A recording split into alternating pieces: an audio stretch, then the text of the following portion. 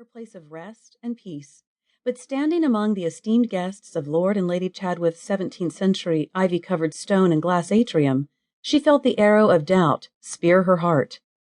3 weeks before her wedding, and anxiety rumbled in her soul.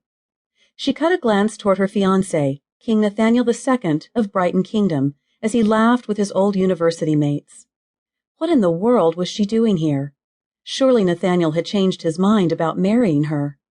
Susanna breathed out, collected her fears, and shoved them aside as she tipped her face toward the bright rays of sun slicing through the glass-pane ceiling.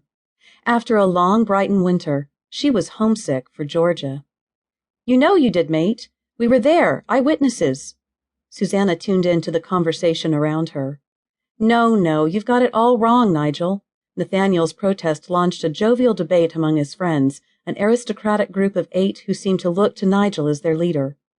Susanna smiled, rocking from one high-heeled foot to the other, exhaling. She had no idea what they were going on about, but lately Nathaniel seemed to have many things in his life that excluded her, which led to her feeling a bit like an outsider, even among her garden friends, the potted palms, hydrangeas, lilies, and royal maples. "So, Susanna, how is every little thing?" This from Winnie, Nigel's girlfriend. Every little thing is just fine. It was the bigger things that concerned her. He's changed his mind. Of course, it would be on par for her love life. Adam had changed his mind. Why not Nathaniel? "I can't imagine all you're going through for this wedding," Winnie chortled. "It's the wedding of the century." "So they say." Susanna's legs wobbled a bit as she pushed her smile wider. "First lesson in being a royal? Smile, be cordial, and stand a lot." Who knew royal life included so much standing and handshaking, lots and lots of handshaking, and pulling out the hand sanitizer was considered ill form. Susanna had rallied the King's office to let her wear sneakers or flip-flops for long receiving lines, but the protocol officers flatly refused. "Tell me, are you nervous?" Winnie pressed her hand on Susanna's arm, a move she'd learned that was acceptable for family and close friends, but not others. "I'd be a nervous wreck. The Liberty Press is reporting a tele-audience of over 1 billion. Susanna's smile faltered as a fresh wave of nerves washed ashore.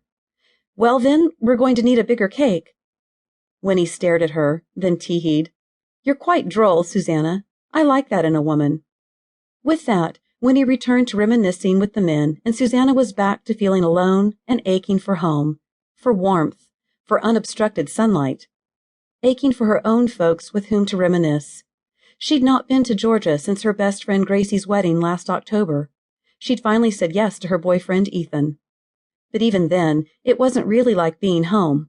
Nathaniel couldn't get away, so Susanna traveled with a security officer and stayed in a hotel. She returned to Brighton, a North Sea island gem, and enjoyed a lovely, mild October, only to have November descend with gray days and an early snow. For 4 long months, Susanna hibernated in palaces and castles, enduring the Brighton winter while being schooled on Brighton law, customs, traditions, and how to be the wife of a king. So today, as the sun crested the first pure blue, cloudless sky of March, she felt ready to burst with longing for South Georgia's heat and balmy breezes. She missed the wind in the live oaks and the jaunty sway of Spanish moss, the fragrance of Daddy's barbecue sauce simmering on the rib shack stovetops, the feel of a surfboard under her arm, and above all, the ability to move about town without a gaggle of photographers on her heels. She longed to hear Daddy's "Hello, kitten," and Mama's "Susanna Jean, need you to pull a shift at the shack." She missed hearing her baby sister, Avery's exuberance about everything. "Susanna," Nigel leaned toward her, "surely Nathaniel told you the story of the skiing bear." Nigel's laugh bent him backward, and he seemed more like a frivolous playboy than the CEO of his own shipping company. "A skiing bear?" She glanced at Nathaniel, who smiled, shaking his head and sipping from his champagne flute.